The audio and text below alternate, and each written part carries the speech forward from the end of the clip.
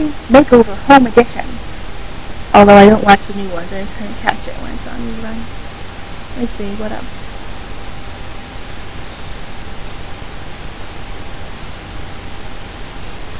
A lot of old shows that I would consider favorites that aren't really on anymore, or that are on but I don't watch them, like Scrubs. I don't like any of the new Scrubs. It's just jumped the shark at some point and I didn't notice. Didn't even know it was still on. I thought it was over like 3 years ago. But I still watch the reruns and really enjoy it. Tosh.0 is one of my new favorite shows. It's hilarious. And I've watched Daniel Tosh's stand-up routine, and that's hilarious as well. I mean, it's just a lot of stupid internet things that a lot of them I've already seen, but the commentary, it's kind of like having friends, I suppose, that you sit and goof with them about stuff, which is sad, really sad. So I'm not going to talk about it. I'm going to read from a book it has. Got this book called A Fraction of the Whole by Steve Toltz. It's about a boy, well, it's about a guy who grew up in Australia and he's in jail, and it tells about his father's childhood and then about his childhood. I've just gotten done with the father's part, which is about half the book, which makes sense. So I'm just going to randomly pick from the first half of the book so I don't spoil myself. Let's see. One day, Stanley's wife came in to see what he was up to. She was a thin, attractive woman with a pointy nose that didn't look sculpted so much as it looked like he'd been sharpened on a grinder. She circled the office and tried to take a peek at the manuscript on his desk, but he threw a newspaper on top of it. "What do you want, hag? You're up to something." He didn't answer, just gave her a smile that said, "Maybe I am, you rotten wench, but that's none of your fucking business." I excel at reading smiles. She turned to me and started examining. "I know you from somewhere." "I don't think so." "Did you ask me for money on a train once?" I said I never had asked anyone for money on a train, which was not true, because once I had asked someone for money on a train. "All right, this is over," Stanley said, grabbing her by the shoulders and pushing her out the office. Okay, I just came to ask you for a divorce. Whatever you want, although I'd prefer to be a widower. Fuck up and die, you bastard." Once he had her in the hall, he slammed the door in her face and said to me, "Call a locksmith. We have to get the locks changed. Then let's get back to work." Stanley had a couple of little tasks for Harry to do. The first was the title. Harry handed me a sheet of paper with possible suggestions. I sat down and read over the list. A handbook for criminals. A handbook for young criminals. A handbook for crime for the young criminals and toddlers. Crime. How to do it. Breaking the law by numbers. Felony for dummies. Step-by-step guide to crime. Lawlessness. It's easy. The list went on. Then came the problem of the preface. Harry handed me his first draft and asked me to pass it on to Stanley untouched. I couldn't touch it even if I wanted to. It was the outpouring of a man on the edge. It went like this. There are men put on this earth to make laws designed to break the spirits of men. Then there are those put here to have their spirits broken by those put here to break them. Then there are those who are here to break the laws that break the men who break the spirits of other men. I am one of those men. The author. Stanley set it back again and told him to try again. Harry's second attempt was no better.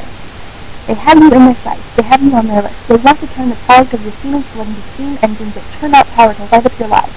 Well, I'm here to tell you that read this book and follow this advice, and you will fill your pockets with gold for a chance to let someone else's children carry the stone tablets for the corpulent Egyptian task makers. I say, why not kiss them first? The author. Stanley didn't think anything that sounded bitter and insane would be good for sales. I could see his point. I gently asked Harry to take one more crack at it. His third attempt I opened and read as the bus rolled toward the city. It read simply, "Ha-ha! Worship me, you cunts!" The author. I tore it up and composed my own preface and put Harry's name to it. The world's a fat place, so fat you'd think there was enough to go around.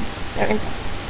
So some have to grab what they can without following the rules, because the rules state that they get next to nothing. Most stumble along this path unguided, unmapped. By writing this book, I am not trying to cause a revolution, just giving some roadside assistance to the disadvantaged on the road less traveled by widening it a little.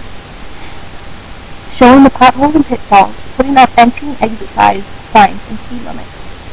Drive well, you young thugs, drive well. The author.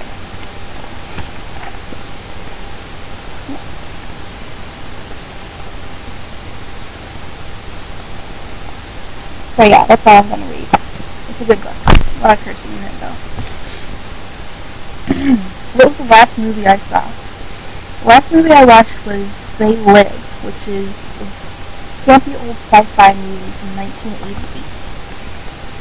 And it's really become, I suppose, a cult classic, because I don't think a lot of people know about it, but it really is a classic. It has probably the best fight sequence in any movie ever, just simply because it's just a fight. There's nothing glamorous about it, there's nothing CGI about it, there's nothing pretty about it. It's just two guys in an alley beating the crap out of each other and not stopping until he puts on the fucking glasses. And if you haven't seen the movie, you have no idea why that's funny. It also has probably the best ending of all time, which I'm not going to say just in case some of you haven't seen it. Just go watch it. It was on Spike, even though I think I said it was on Sci-Fi on my Twitter. I gotta stop using proper nouns on Twitter because I always mess it up somehow. So that was a really good movie. The last movie I saw in theaters was Avatar, which I don't want to talk about. I went because my mother paid for it. Before that, I saw Sherlock Holmes, which was amazing. I really only wanted to see it because Robert Downey Jr. was in it, and I've been in love with him since he was on Ally McBeal. And, but it actually was really good. My accent. I don't think I have an accent. I guess it'll be up to y'all to tell me if I do. Like I said, I grew up in Florida. My family... I had a New York accent when I was young. People used to remark on it, but it kind of evened out when I grew up. I mean, I don't think I have, like, that nothing Midwest accent that they teach newscasters. So I don't think I really have a New York accent, or a Southern accent, or a this or that, or the other thing accent. I do tend to mumble and mush my words up, and I have a slight lisp that never went away from childhood. But that's not really an accent. That's it for the questions on the mem, or meme, or meme, or whatever the hell it's actually called. If you have any questions you'd like for me to address in another voice video crappy compromise thing, go ahead and ask them in the comments.